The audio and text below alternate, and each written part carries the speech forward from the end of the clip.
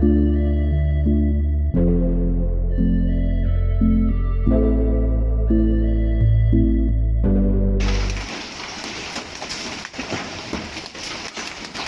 troia.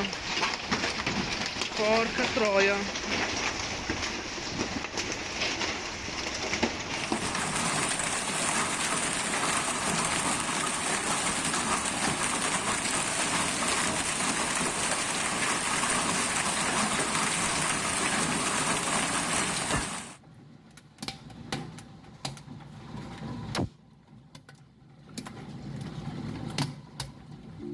Violentissimi temporali, danni, situazione devastante che ha coinvolto il Veneto a causa di temporali violenti, tempestate, grandine di grossissime dimensioni, fino a 10 cm di diametro sul Vicentino, Trevigiano, Padovano e Veneziano, intensi temporali che sono abbattuti soprattutto mercoledì sera, hanno provocato dei danni, poi anche nella giornata di venerdì pomeriggio e sera. Fino a sabato le correnti umide instabili hanno insistito nel corso del pomeriggio portando dei temporali sparsi sulle medio-alte pianure, ma l'alta pressione è prevista rinforzarsi portando comunque temperature leggermente sopra la media del periodo dopo essere stati in media nel weekend, ma sarà un anticiclone di breve durata in quanto torneranno delle correnti molto più fresche e instabili che dalla serata di lunedì potranno portare nuovi temporali, mentre al centro-sud avremo una nuova ondata di caldo intenso che porterà a temperature molto sopra la media. Notiamo come la giornata di domenica continuerà ad essere un po' variabile sui monti, ma avremo tanta stabilità